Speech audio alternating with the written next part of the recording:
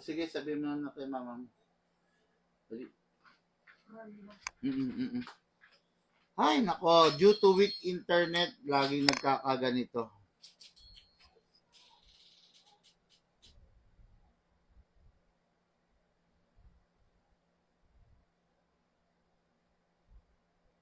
Okay, edi no choice tayo. Meron na naman part 1 and may part 2 na naman ang ating live. No? Pagpasensyahan nyo na ako, nawala tayo sa ere kasi nga napaka-weak ng internet natin ngayon. Pagpasensyahan nyo na and ngayon, welcome back po sa lahat. No?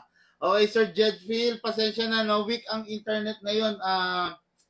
Dahil nga Sabado, syempre, alam niyo naman yung mga cell sites hindi pa kumpleto, no? Yun, Sabado lahat ng tao nasa bahay, lahat ng tao nagtitipon-tipon, lahat ng tao busy. Grabe, no? Okay, sige, dire-diretso na tayo. Nasa na ba ako? Sa magazine, maximum of 27 rounds, no? Pero dapat hindi natin pupunuin ng ganun, okay? Laging less 5 para yung spring natin hindi masira. Okay, this is the silicone oil. Ayan, okay, yan. Silicone oil yan. Yan, silicone oil by Big Man. Ngayon, importante na nilalagyan natin ng silicone oil yung unit bago natin gamitin. Okay? Yan. Press natin ang valve. Press ng konti lang. Hindi ko sinabing i-press mong gusto na isagad mo. I-press mo lang ng konti para mag-open lang. Then, spray ng oil. O yan. Okay, then dito rin sa input valve, spray din. Yan. Konti lang mga ka-airsoft na hindi kailangan pabahain, hindi kailangan naglalawa. Ang kailangan lang natin, madampian sila ng oil. Okay? Ngayon, dito sa unit. Kung sa magazine, dalawa, sa unit din, dalawa. Okay? Number 1 dito sa slide stopper para hindi magkaroon ng groove, para hindi maubos yung bakal. Dahil due to grinding, pwedeng magkaroon ng groove, pwedeng maubos yung bakal. Spray. Okay din. Kasa. Ilak manually. Then, spray tayo sa nozzle. Yun, okay na. After that, release. Ito, release. Then, rest. Wag na wag mong ipapasok ang magazine nang hindi mo nire-rest yung hammer. Kasi, delikado yan.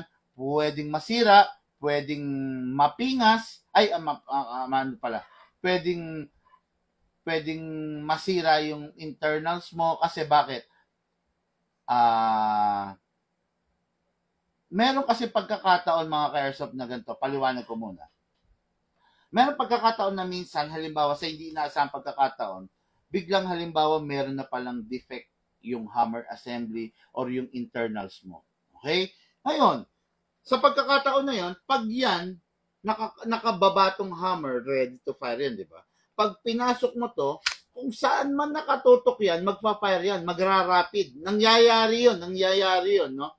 Magra-rapid. Ngayon, halimbawa ito nakatutok sa iyo o nakatutok sa kakilala mo, halimbawa sa anak mo, sa misis mo, sa kapamilya mo, o kahit kaninong tao o kahit saang bagay, lahat ng balang laman yan, magpa-fire doon kung saan nakatutok yan. Di ba? Malaking problema, malaking aksidente ang pwede mong kaharapin. Kaya, always make sure na nakarest bago mo ipapasok yung magazine. Kumbaga, wag mo ipapasok hanggat wag mong ipapasok kung nakababa yung hammer para safety, okay? Ngayon, lagay tayo ng gas. Tulad nga ng sabi ko, pwede siya ng 12, pwede siya ng 14, pwede siya ng CO2. Pero ang gamitin na lang muna natin yung 12 kasi paubos na naman yung 14 ko dahil sa dami ng dinemo natin na ganito na unit, no? Okay, always upside down, isakto mo muna, isentro mo, di ba? Then press down. 1, 2, 3, 4, 5, 6, 7. Okay, 7 seconds, enough na yan. 7 seconds, sakto na yan. 7 seconds, pwede na yan para sa isang full rounds. Okay? Pero, yun. So, this is what do we call the reloader. Mas madali kesa isa-isa lang, no? Okay, baba mo to. Baba mo. Iwasan mong mabitawan to. Yun. Kasi sa lakas ng spring niya dahil bago, pwede niyang basagin to. Okay? Kaya ang gagawin mo, baba mo, put your right thumb here para kung mabitawan mo to, siya yung sasalo. Baba, all the way then, dito isushoot yung bala sa pinakababa. Hindi rito sa taas ha, dito. Okay? Pump natin. Yun, tapos agad. Ngayon mga ka-airsoft, papansinin mo yung bala, may bungi, di ba? Kaya ang gagawin ko, kakalugin ko siya para pumwesto siya ng left and right. Alternate, yan. So, alternate dapat, di ba? Yan. Para solid yung laman, hindi ampaw, hindi kulang-kulang, no? Alternate dapat, then, left, right, yun yung proper na orientation kung tawagan. Okay? Pasok sa unit, may silicone oil na to, di ba? Pasok, pasa. So, ready to fire, always finger trigger out. Sabi nga, kailangan sanayin mo yung sarili mo sa proper discipline para hindi ka mapahamak, komportable yung mga kalaro mo, yung kasama mo, komportable yung mga kabanding mo. Kasi mga ka-airsoft, no, pag sanay ka na sa baril, halimbawa, hindi ka papayag na halimbawa natututukan ka ng baril. Naiilang ka, no? Halimbawa, ako, may grupo tayo. Okay, tinitignan natin yung mga baril natin, bawat isa, no? Pag ikaw nakita ko na nakaganyan, tinitignan mo yung baril mo, tapos nakaganyan ka, ako hindi ako magiging komportable. No? Feeling ko, anytime pwedeng pumutok yan, anytime pwede ka makatama, anytime pwede mo ako masaktan. Kaya, para maging komportable rin yung mga kasama mo, wag mong ipapasok ng daliri. Alam mo, chine-check mo, di ba? Chine-check mo. Uy, yan, nakaganyan ka, naka-finger out, di ba? Tapos, as much as possible, wag mong itututok to sa tao, sa mukha ng tao, sa kahit kanino, no? Hanggat maaari, kung nag-check ka, remove mo yung magazine. O, di ba? Saka mo lang i-check. Pero, wag ka nag-check na nakakasa at saka nakapasok yung magazine. Okay, firing tayo. Napakaganda nito, napakasarap. Firing. Tingnan nyo kung gaano siya kasolid. Firing. Grabe. Sarap.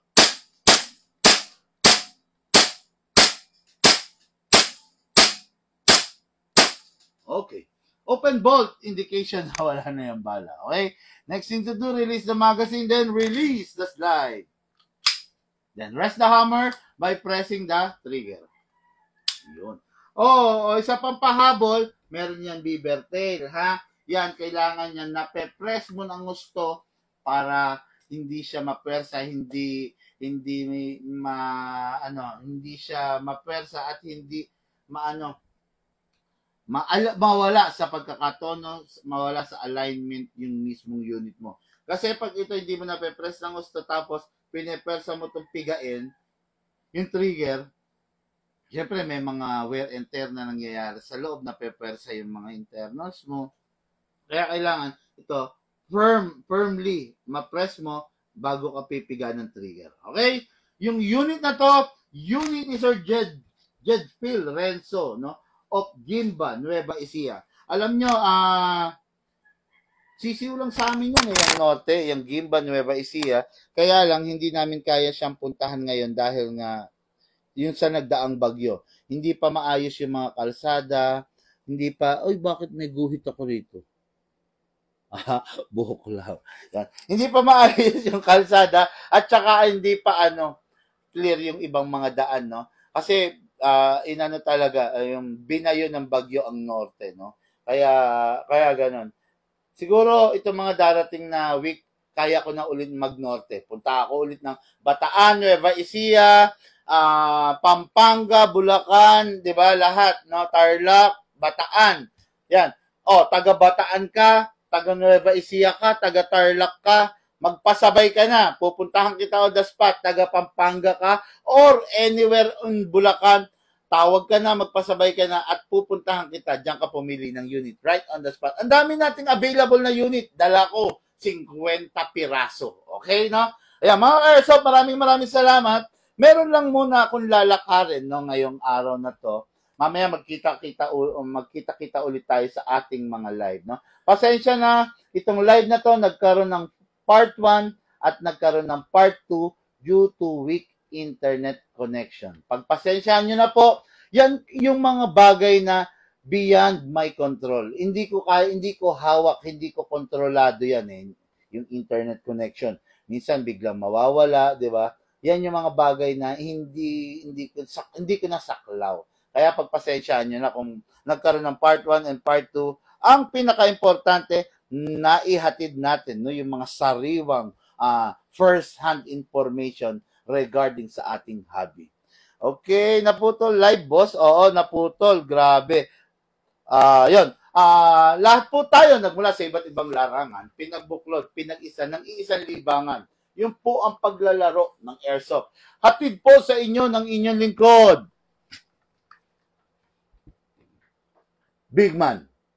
Thank you and have a blessed day to all.